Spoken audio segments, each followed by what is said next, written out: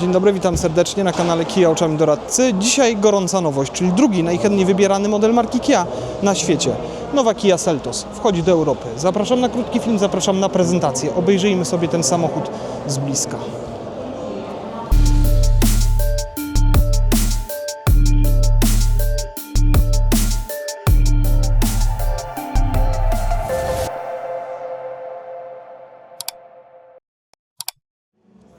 Nowa Kia Seltos, czyli 4,43 m długość, do tego duży rozstaw osi 2,69 m, jest nawet większy niż Kia Sportage. Nadwozie typu SUV, zwiększony prześwit, brzmi jak przepis na sukces. No jakby tego było mało, napęd czysto spalinowy. Jako baza 1.6 turbo 180 koni, 265 Nm momentu obrotowego, do wyboru z napędem naprzód lub na 4 koła. Z manualną 6-biegową skrzynią lub z automatem 7 DCT. Do gamy niebawem dołączy również hybryda 1.6 GDI 154 konie z napędem naprzód albo EHEV, nowość w marce Kia, czyli hybryda z napędem na 4 koła, gdzie napęd na tył realizowany będzie za sprawą silnika elektrycznego. Moc układu napędowego około 178 koni. Mówię około, dlatego że te dane są jeszcze w trakcie homologacji. No, oprócz tego samochód będzie miał wszystko, co marka Kia ma do zaoferowania, czyli komplet systemów bezpieczeństwa, dwupoziomowy aktywny asystent pasa ruchu, hamowanie autonomiczne z wykrywaniem pieszych pojazdów rowerzystów, aktywny tempomat z funkcją jazdy w korku, czujnik martwego pola z korektą toru jazdy w razie ryzyka kolizji, monitoring ruchu poprzecznego pojazdów podczas cofania z funkcją zatrzymania. Oczywiście LEDowe reflektory, kamera 360, a co za tym idzie obraz kamer pod lusterkiem jako obraz z martwego pola. Proszę, i mamy efekty specjalne. Zajrzyjmy do środka. Klamki z funkcją Easy Entry i wykończenie. Miękko, miękko, miękko. Pełna elektryka. Składanie lusterek. Na drzwiach podgrzewany fotel, podgrzewana kierownica, wentylowany fotel i 2 pamięci fotela kierowcy. Cyfrowe zegary. To są te z opcją zmiany grafiki. Nawigacja z dostępem do internetu z usługami Kia Connect. Ale mamy również tutaj fizyczne przyciski do sterowania multimediami i klimatyzacją. Indukcyjna ładowarka, drążek zmiany biegów, 2 uchwyty na kubek, podłokietnik ze schowkiem, gniazdko 12V, podłokietnik miękki i tapicerka. Ale tak jak mówiłem, jest to wersja przedprodukcyjna, więc nie mam pewności, czy tak będzie to wyglądało w wersji produkcyjnej. Dowiemy się tego, jak tylko zostanie opublikowany cennik. Pełna elektryka, fotel kierowcy z funkcją Easy Lounge, czyli to jest ta funkcja rozkładania fotela do odpoczynku. Duży zakres regulacji.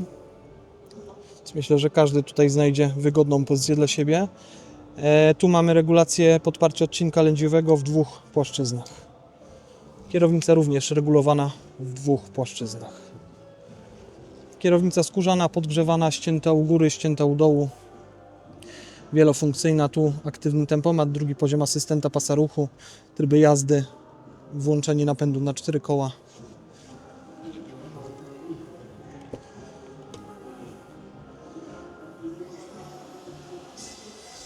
Kanapa dzielona 60/40, oparcie z opcją regulacji kąta nachylenia. Na skrajnych siedziskach 2 ISOFIXy, skrajne siedziska oczywiście podgrzewane. Podłokietnik z 2 uchwytami na kubek. A tu jeszcze mamy tunel na narty, czy też dłuższe zakupy. USB-C do ładowania urządzeń przynośnych, USB-C do ładowania urządzeń przynośnych, 2 nawiewy dla pasażerów z tyłu i kieszonka. Dach panoramiczny. Cały dach przeszklony, przednia część oczywiście można ją uchylić, otworzyć, do tego jest elektryczna roleta i oświetlenie LEDowe.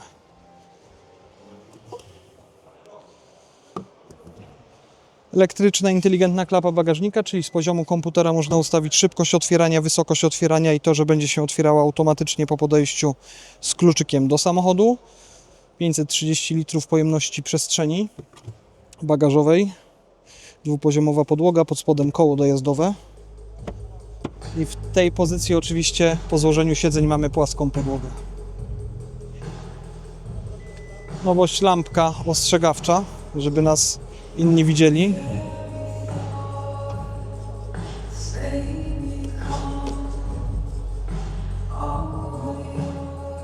Jeszcze raz.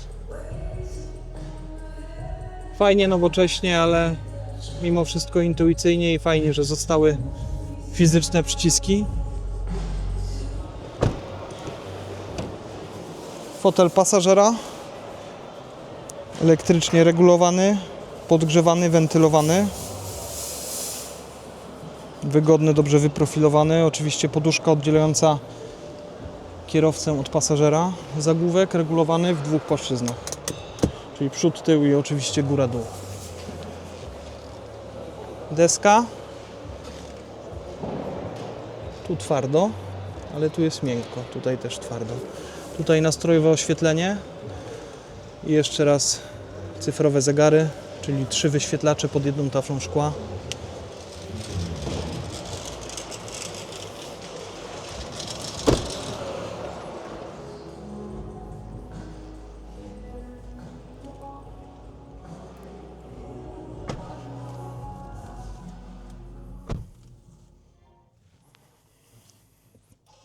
Nie będziemy go tutaj odpalać. Komputer pokładowy. Bo już wiadomo, skąd samochód przyjechał, prosto z Niemiec. Przeniesienie napędu.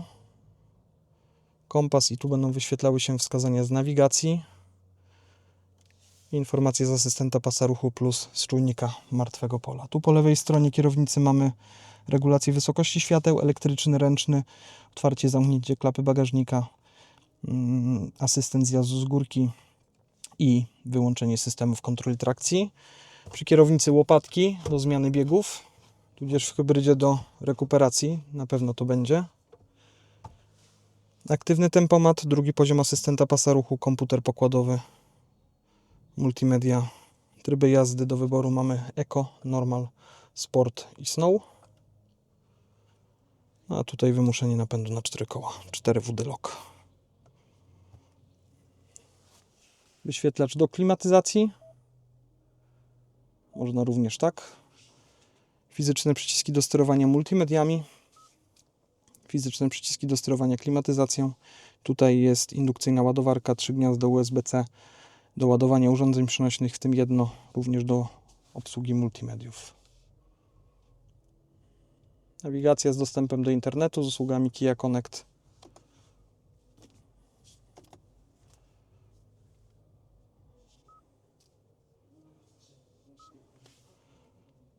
Są też zegary okrągłe.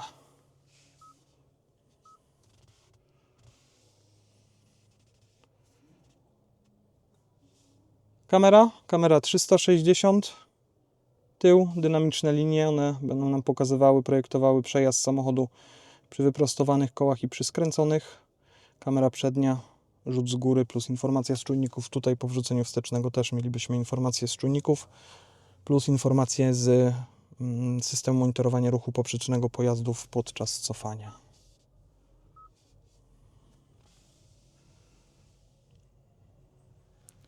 Dwa uchwyty na kubek, tutaj miejsce na telefon, lusterko fotochromatyczne. Tutaj kamera, która patrzy, czy kierowca patrzy, kontrolka poduszki pasażera, system e-call.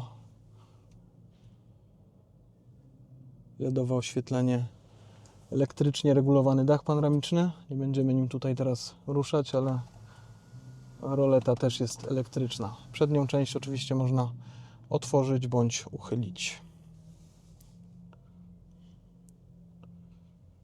Fajne. Tutaj nawiew. Pokrętło do sterowania multimediami. Możemy jeszcze wejść sobie w ustawienia.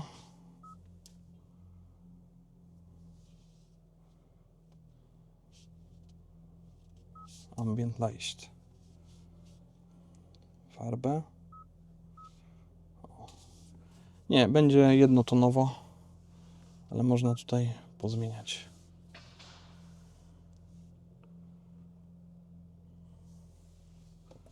Zajrzyjmy sobie jeszcze pod maskę. Tak jak powiedziałem, mamy tutaj 1.6 turbo 180 koni z automatem 7 DCT z napędem na 4 koła.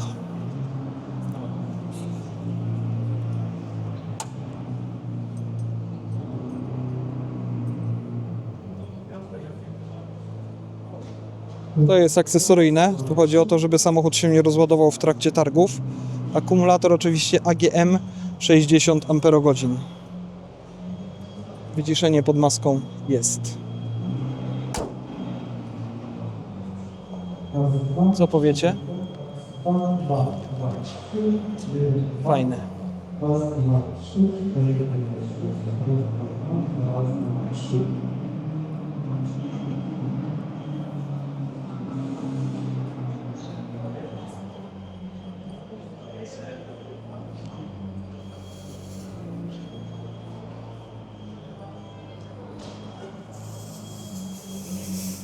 Znowu mamy efekty specjalne.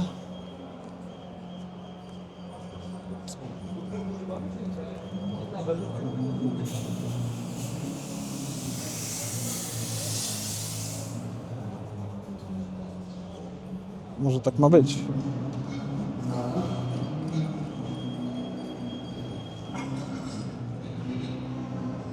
Na dzisiaj tyle. Dziękuję. Do następnego. Trzymajcie się.